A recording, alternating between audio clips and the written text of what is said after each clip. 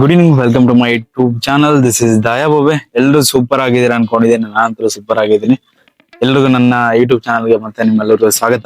ಏನಪ್ಪಾ ಅಂತಂದ್ರೆ ಈ ಸ್ಪೆಷಲ್ ವಿಡಿಯೋದಲ್ಲಿ ಏನ್ ಕಂಟೆಂಟ್ ಇರುತ್ತೆ ಅಂತಂದ್ರೆ, ಈ ವಿಡಿಯೋಕ್ಕೆ ಮೇನ್ ನಾನು ರಿಕ್ವೆಸ್ಟ್ ಮಾಡೋದು, ಇದರಲ್ಲಿ ಮೇನ್ ಇಂಪಾರ್ಟೆಂಟ್ ಬಂದ್ಬಿಟ್ಟು ಈ ವಿಡಿಯೋದಲ್ಲಿ ನಾನು ಲಾಸ್ಟ್ ಟೈಮ್ ಹೇಳಿದೆ ನನ್ನ ಗಾಡಿ ಸರ್ವಿಸ್ ಬಗ್ಗೆ.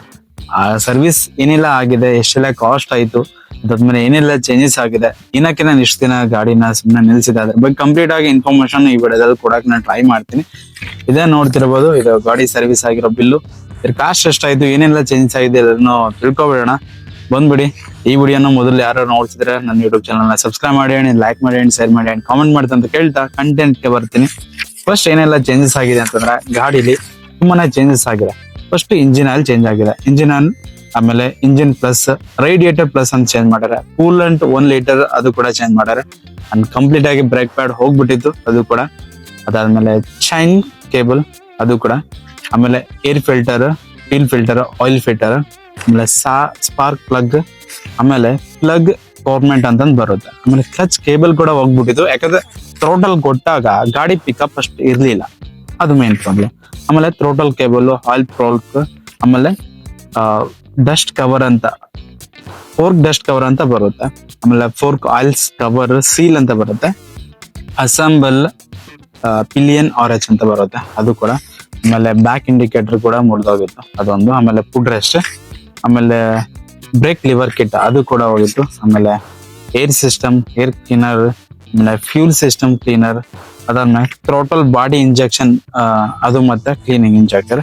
ಆಮೇಲೆ ನಾನು ಹೇಳ್ತಿದ್ದೆ ಮೇನ್ ಇಂಪಾರ್ಟೆಂಟ್ ನನಗೆ ಬೇಕಿರೋದು ವೈರಿಂಗ್ ಆರ್ನರ್ ಮತ್ತೆ ಬಾಡಿ ರಿಪೇರ್ ಚೆಕಿಂಗ್.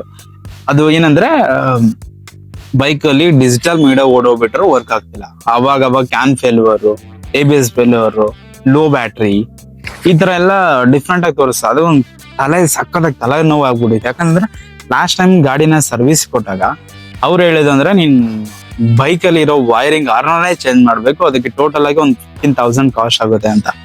ಅವಾಗಿತ್ತು ಮಜಾ. ಗಾಡಿ ಸರ್ವಿಸೇ ಆಗಿತ್ತು ರೀಸೆಂಟ್ ಆಗಿ. 15,000 ಎಲ್ಲಿಂದ ಎತ್ಕೊಬರ್ ಆಗೋದು, ಅದೊಂದು ದೊಡ್ಡ ಕ್ವಶನ್ ಆಗಿತ್ತು. ನಾನು ಹೋದ್ರೆ ಹೋಗ್ಲಿ ಇನ್ಸೂರೆನ್ಸ್ ಅಲ್ಲಿ ಕ್ಲೇಮ್ ಮಾಡ್ಬಿಡೋಣ, ವಾರಂಟಿಯಲ್ಲಿ ಕ್ಲೇಮ್ ಮಾಡೋಣ ಅನ್ಕೊಂಡೆ. ಅದಾದ್ಮೇಲೆ ನೋಡುವ ವರ್ಷದಲ್ಲಿ ಒಂದು ವಾರಂಟಿ ಮುಗಿಯೋಕೆ ಇನ್ನೊಂದು 3 ತಿಂಗಳು ಆಯ್ತು. ನಾನು ಇದ್ರಲ್ಲಿ ಕ್ಲೇಮ್ ಮಾಡ್ಬೇಕು ಅನ್ಕೊಂಡೆ. ನಾನು ಲಾಸ್ಟ್ ಟೈಮ್ ಕೇಳಿದೆ, ನೀವು ಕರೆಕ್ಟಾಗಿ ಚೆಕ್ ಮಾಡಿದಾರ ಇಲ್ವಾ ಅಂತ. ಅವಾಗ ಅವ್ರ ಹತ್ರ ಮಷಿನ್ ಇರಲಿಲ್ಲ ಚೆಕ್ ಮಾಡೋಕೆ. ಬಟ್ ಅದಾದ್ಮೇಲೆ ನಾನು ಮೊನ್ನೆ ಸರ್ವಿಸ್ ಬಿಟ್ಟಾಗ ಅವರೇ ಹೇಳೋದು, ನಮ್ಮ ಹತ್ರ ಇಕ್ವಿಪ್ಮೆಂಟ್ಸ್ ಎಲ್ಲ ಇದೆ, ನಾವು ಚೆಕ್ ಮಾಡಿ ಕೊಡ್ತೀವಿ, ಅದ್ರ ಬಗ್ಗೆ ಎಕ್ಸ್ಟ್ರಾ ಏನಾರು ಆದ್ರೆ ನಾವು ಅದ್ರ ಬಗ್ಗೆ ಮಾತಾಡೋಣ. ಸರಿ ಓಕೆ ಅಂತ ಗಾಡಿ ಬಿಟ್ಟು ಎಲ್ಲ ಕ್ಲೀನ್ ಆಗಿ. ಇವಾಗ ನಿಜವಾಗ್ಲೂ ಹೇಳ್ಬೇಕಂದ್ರೆ ಎಲೆಕ್ಟ್ರಾನ್ ಸಿಟಿಲಿ one of the best showroom KTM showroom ಅಂದ್ರೆ ಅವರೇ. ಯಾಕಂದ್ರೆ ತುಂಬಾ ಫ್ರೆಂಡ್ಲಿ ಆಗಿ, ಕ್ಲೋಸ್ಲಿ ಆಗಿ, ನಿಮ್ಗೆ ಏನೇ ಇನ್ಫಾರ್ಮೇಶನ್ ಬೇಕಿದ್ರು ನೀಟಾಗಿ ಕೂತ್ಕೊಂಡು ಬಗೆಹರಿಸಿ ಕೊಡ್ತಾರೆ. ಸಾಧ್ಯ ಆದ್ರೆ KTM ಅವರು ಬೈಕ್ ಇರೋರು ಅಂತಾರೆ, ಯಾರು ಸರ್ವಿಸ್ ಗಿರೀಸ್ ಮಾಡ್ಬೇಕಾದ್ರೆ ಆ ಶೋರೂಮ್ಗೆ ವಿಸಿಟ್ ಮಾಡಿ ನಿಮ್ಮ ಎಕ್ಸ್ಪೀರಿಯನ್ಸ್ ತಿಳ್ಕೊಳ್ಳಿ. ನಾನು ಯಾವ್ದೇ ರೀತಿ ಈ ವಿಡಿಯೋದಲ್ಲಿ ಪ್ರಮೋಷನ್ ಮಾಡ್ತಿಲ್ಲ ಅವ್ರನ್ನ, ನನ್ಗಾಗಿರೋಂಥ ಓನ್ ಎಕ್ಸ್ಪೀರಿಯನ್ಸ್ ನ ನಾನು ನಿಮ್ಮ ಹತ್ರ ಶೇರ್ ಮಾಡ್ಕೊತಿದ್ದೀನಿ ಅಷ್ಟೇ. ಟೋಟಲ್ ಆಗಿ ಇವಾಗ ಏನೆಲ್ಲ ಚೇಂಜಸ್ ಆಗಿದೆ ಅಂತ ಇದು. ಇವಾಗ ಬರೋದಾದ್ರೆ ಪ್ರೈಸ್ ವಿಷಯಕ್ಕೆ ಬರ್ತೇನೆ. ಇವಾಗ ಟೋಟಲ್ ಆಗಿ ಗಾಡಿಲಿ 24 ಐಟಮ್ಸ್ ಬಗ್ಗೆ ಚೇಂಜಸ್ ಆಗಿದೆ. ಇವಾಗೆಲ್ಲ ನಾನು ಲಿಸ್ಟ್ ಎಲ್ಲ ಹೇಳಿದ್ನಲ್ಲ, ಅದೇ 24 ಐಟಮ್ ಚೇಂಜಸ್ ಆಗಿದೆ. ಅದಕ್ಕೆ ಕಾಸ್ಟ್ ಎಲ್ಲ ಎಷ್ಟಾಗಿದೆ ಅಂತಂದ್ರೆ, ಬರೀ ಪ್ರಾಡಕ್ಟ್ ಗೆ ಮಾತ್ರ, ಇದು ಲೇಬರ್ ಕಾಸ್ಟ್ ಅದು ಬೇರೆ, 5,397 ರೂಪಾಯಿ ಆಗಿದೆ. ಟೋಟಲ್ ಆಗಿ ಇನ್ನೂ 1 ಪೈಸೆ ಇದೆ, 5,397.9 ಪೈಸೆ ಆಗಿದೆ. ಇಷ್ಟು ಗಾಡಿದು ಇದು ಪಾರ್ಟ್ಸ್ ತಗೊಂಡಿತ್ತಲ್ಲ, ಆ 24 ಐಟಮ್ಗಳ ಬಗ್ಗೆ ಪ್ರೈಸ್ ಅದು ಎಷ್ಟು ಅಂತ ಕೂಡ ನಾನು ಅದನ್ನ ಹೇಳಕ್ ಹೋದ್ರೆ ತುಂಬಾನೇ ಲೆಂತಿ ಆಗ್ಬಿಡುತ್ತೆ ವಿಡಿಯೋ, ಅದನ್ನ ನಾನು ಮಾಡಲ್ಲ. ಅದಾದ್ಮೇಲೆ ಇನ್ನೊಂದು ಲೇಬರ್ ಕಾಸ್ಟ್ಗೆ ನನ್ಗೆ ಎಷ್ಟಿದೆ ಅಂತಂದ್ರೆ, ಟೋಟಲ್ 4,131.20 ಪೈಸೆ. ಟೋಟಲ್ ಆಗಿ ನನಗ್ ಬಂದಿರೋದು ಇನ್ಕ್ಲೂಡಿಂಗ್ GST ಆಲ್ ಎಲ್ಲ ಕೊಡ್ಕೊಂಡು 9,528 ಓನ್ಲಿ ಅಂತ. ಇದು ಅಂದ್ರೆ 10,000 ಒಳಗೆ ನನ್ನ ಟಾರ್ಗೆಟ್ ಇದ್ದು 15,000 ಅಂತ ಅನ್ಕೊಂಡಿದ್ದೆ. ಬಟ್ ಲಿಟ್ರಲಿ 10,000 ಒಳಗಡೆ ಆಗಿದೆ.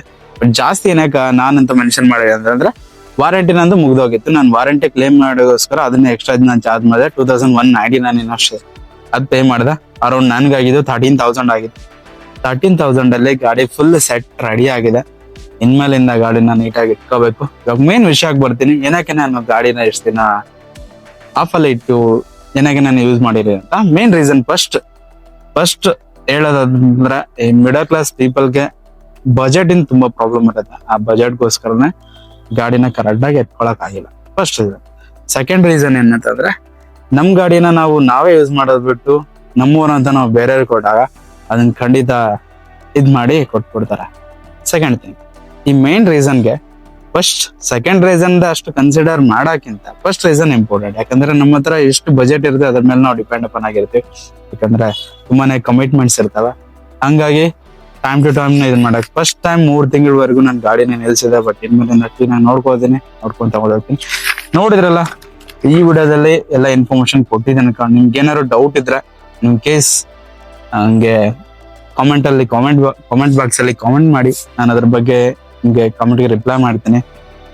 ಇವೆಂದು ಸಾಧ್ಯ ಆದ್ರೆ ಈ ಬೆಂಗಳೂರಲ್ಲಿ ಇರುವಂತವ್ರು, ಎಲೆಕ್ಟ್ರಾನಿಕ್ ಸಿಟಿಯಲ್ಲಿ ಇರುವಂತವ್ರು, ಬೈಕ್ ಇದ್ದವ್ರು, KTM ಅವರು ಒಂದ್ಸರಿ KTM ಶೋರೂಮ್ಗೆ ವಿಸಿಟ್ ಮಾಡಿ ನಿಮ್ ಗಾಡಿ ಬಗ್ಗೆ ಏನಾದ್ರು ಇನ್ಫಾರ್ಮೇಶನ್ ಬೇಕಿದ್ರೆ ಅಲ್ಲಿ ತಿಳ್ಕೊಳ್ಳಿ. ಖಂಡಿತ ಅವ್ರು ನಿಮ್ಗೆ ಹೆಲ್ಪ್ ಮಾಡೇ ಮಾಡ್ತಾರೆ. ಯಾಕಂದ್ರೆ ತುಂಬಾ ಎಂಪ್ಲಾಯ್ಸ್ ಇದಾರೆ. ವೆಂಕಟ್ ಬೋರ್ ಅವರು ಮತ್ತೆ ಶಿವಣ್ಣ ಅವರು ತುಂಬಾನೇ ನೀಟಾಗಿ ನನಗೆ ಹೆಲ್ಪ್ ಮಾಡಿದ್ರು ನನ್ ಗಾಡಿ ವಿಷಯದಲ್ಲಿ. ಫಸ್ಟ್ ಆಫ್ ನನ್ಗೆ ತುಂಬಾ ತಲೆನೋವಿತ್ತು ವೈರಿಂಗ್ ಆರ್ನರ್ ಅಂತ. ಲಾಸ್ಟ್ ಟೈಮ್ 15,000 ಅಂತ ಹೇಳಿದ್ರು. ಈ ಸರಿನೂ ಜೀವ ಹಾರೋಗುತ್ತೆ ಅನ್ಕೊಂಡೆ. ಬಟ್ ಲಿಟ್ರಲಿ ಅದೇ ಒಂದು ಫಿಕ್ಸ್ ಆಗಿದ್ದಕ್ಕೆ ಎಷ್ಟು ಖುಷಿ ಆಗ್ತಿದ್ದೀನಿ. ಗಾಡಿ ಬೇರೆ ಪಾರ್ಟ್ ರೆಡಿ ಆಗುತ್ತೆ ಬಿಡುತ್ತಾ ಗೊತ್ತಿಲ್ಲ. ಬಟ್ ಈ ವಿಷಯದಲ್ಲಿ ತುಂಬಾನೇ ಚೆನ್ನಾಗಿದೆ. ಬಟ್ ಇಷ್ಟು ಈ ವಿಡಿಯೋದಲ್ಲಿ ಹೇಳಕ್ ಇಷ್ಟಪಡ್ತೀನಿ. ಲೈಕ್ ಮಾಡಿ ಅಂಡ್ ಶೇರ್ ಮಾಡಿ ಅಂಡ್ ಸಬ್ಸ್ಕ್ರೈಬ್ ಮಾಡಿ ಗೈಸ್. ಮತ್ತೆ ಹೊಸ ವಿಡಿಯೋದ ಸಿಗ್ತೀನಿ. ಅಲ್ಲಿವರೆಗೂ ಬಾಯ್.